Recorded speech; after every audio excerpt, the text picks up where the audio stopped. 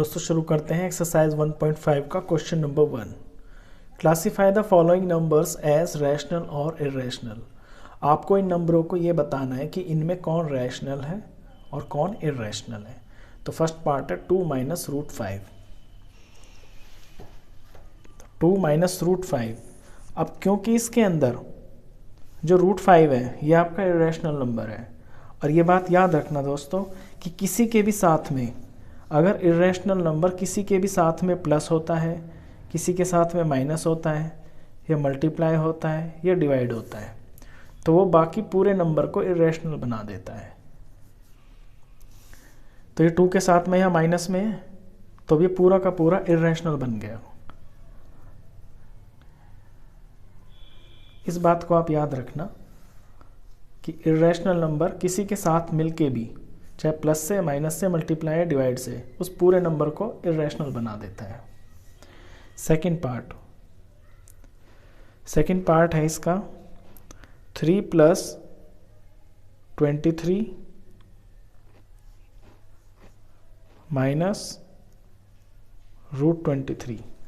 Bracket में 3 plus root 23 और minus root 23। अब जिससे आप सॉल्व करेंगे तो प्लस का 23 ये रूट में है, माइनस का 23 ये रूट में, ये आपका कैंसिल हो गया। आपका जो फाइनल आंसर आया वो है 3। 3 एक होल नंबर है और सिंपल सा है, ये बिल्कुल ये रैशनल है।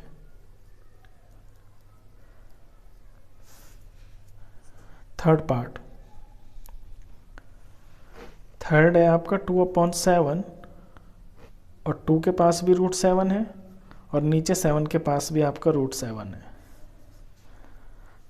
इसमें सॉल्व होके रूट 7 से कट गया, जो बचा वो आपका 2/7, और 2/7 p/q की फॉर्म का है, तो ये आपका रैशनल नंबर।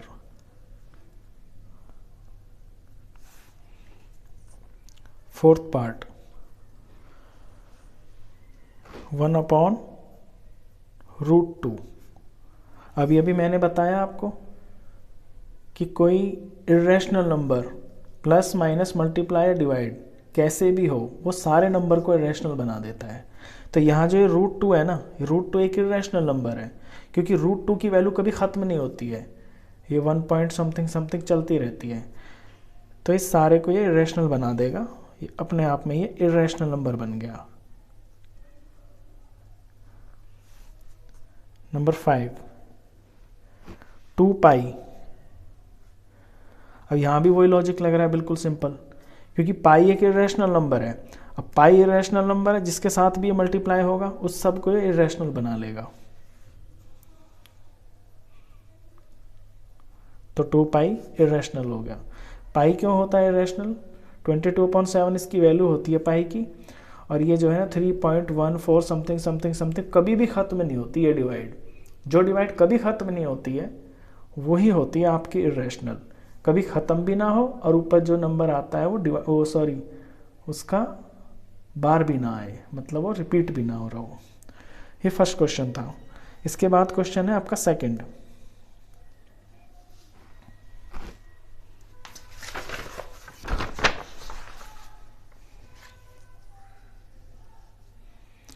क्वेश्चन 2 में simplify each of the following expressions.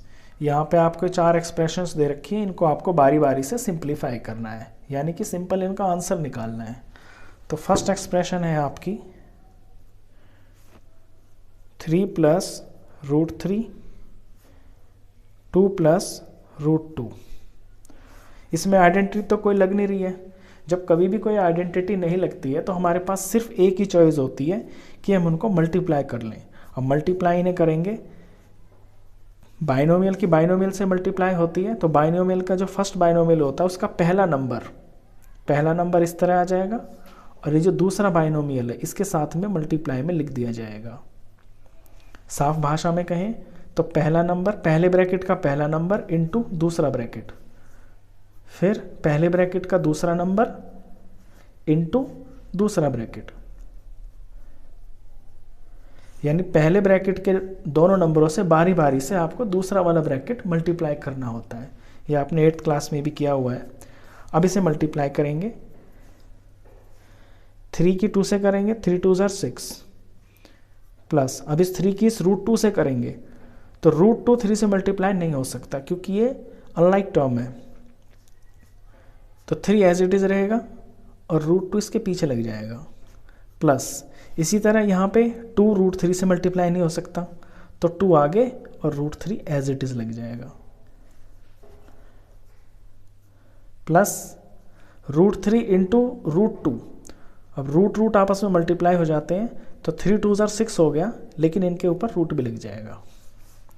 अब ये 4 टर्म है और चारों की चारों जो टर्म है ना ये अनलाइक है, यानी ऐसी कोई भी टर्म नहीं है जिसे आपस में जोड़ा जा सके या घटाया जा सके, क्योंकि ये 6 है और ये आपका √2 है, √2 की टर्म है, ये √3 की टर्म है, ये √6 की टर्म है, यही आपका आंसर है, ये एज इट इज़ ऐसे ही रहेगा। सेकेंड क्वेश्चन, सेकेंड है आपका 3 प्लस √3 3 माइनस √3। यहाँ बिल्कुल साफ साफ दिखाई दे रहा होगा आपको कि a plus B a minus B की आइडेंटिटी लग रही है, ये आपका a प्लस बी में है, ये a माइनस बी में है, यानी पहला नंबर दोनों का सेम, दूसरा दोनों का सेम और बीच में साइन उल्टे, और आइडेंटिटी होती है a² माइनस b²। तो सिंपली इसमें आइडेंटिटी लगानी है, ये a का स्क्वायर 3 का स्क्वायर हो गया और बीच में आपका √3 है, √3 का स्क्वायर हो गया, 3 का सॉरी ये स्क्वायर है, ये स्क्वायर लिखना है, तो 3 का स्क्वायर आपका 9 हो गया और रूट का स्क्वायर, रूट से रूट सॉल्व हो जाता है, जब root into root same number होता है तो वो वही नंबर बन जाता है, तो ये 3 आ गया, 9 माइनस 3 6 आ गया।